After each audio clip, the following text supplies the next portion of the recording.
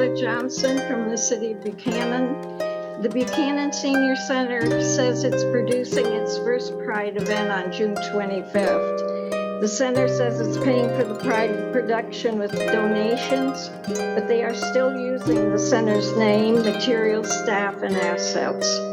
Why would the Senior Center use its resources to produce this event when seniors comprise less than 1% of Americans who identify as LGBTQ? This is not about hatred, it's about knowing who you represent. Shouldn't the Senior Center equally respect all seniors, address everyone's needs and all prejudices?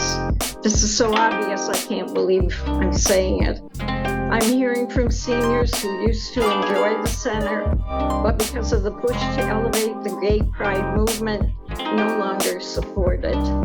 They are not members of a hate group. They are tired of the in-your-face gay agenda. A senior center should not push any political agenda or sexual orientation. One couple complained to the Agency on Aging, but we're told they will not get involved in what local centers can and can't do. I'm a senior. Yet a member of the center's Pride Committee referenced me in a public Facebook post as an ignorant, reckless right-winger. LGBTQ people must be protected, but so must all seniors. A member of the board of directors of the center chased me down the street, swearing and calling me names, and stalked and confronted another senior and me when we were out campaigning against the school bond. Thank you, ma'am. Does anyone else wish to be heard? Yes, ma'am. Crystal McCulley from the city of Niles.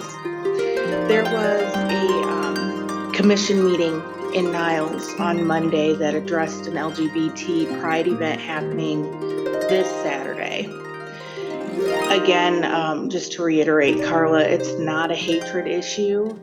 We have absolutely no issue with them having Pride events or celebrating the way they identify, I guess. The issue is the location and the fact that public money is being used. So they've been given a blanket yes, and no questions were asked as to specifically what they're doing. They were given a yes to have a drag show at the Niles Amphitheater. My issue with that is that amphitheater directly faces a playground. That is an affront to children. This is a frequently busy park that families go to with very small children. The event also advertises that it's free admission ages 5 and under, which is a concern for me because why is the city promoting drag queens having a show in front of 5-year-olds or babies for that matter? I just want to make the commission aware that this is happening and it's not a hatred issue.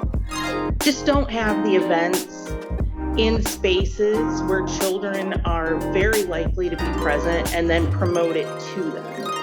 That's where the issue lies. And public funding, they've been given free electricity to use the amphitheater. They're not being charged anything. That's taxpayer dollars. I don't believe that my taxes should be used to fund that. 2 minutes, ma'am. Thank you, ma'am. Michelle Funkhauser from the city of Niles. I did go for the first time ever to the meeting of the Niles Board of Commissioners, and I spoke. And my issue was about the event not being self-funded, that taxpayer money is being used for something that the majority of us do not support in a public place. Numerous people went up there, and it wasn't so much the issue of there was a different belief system, it was that how our money was being spent. And it was a unanimous vote to support the event, which was a disappointment to quite a few people. I was the other person Carla was referencing as far as being a senior citizen that was bullied on day one in Buchanan, and we had to file a police report. When we have differences of opinions, that's part of nature, but that you have to be worried and you're afraid and people come to your house, that's unacceptable. And I would just like consideration for allowing what is being done in public. I personally don't think it's okay for an adult male to shake and do everything they do in front of children, and that's what's happening. And I know how you boil a frog, you do it slowly. So I just hope some consideration will be given to start thinking about this earlier instead of late when it comes up to a vote. I was on the convention floor in Lansing and I was able to vote there. And I realized after sitting there for hours and hours listening to all kinds of people speak, it just doesn't change very many votes.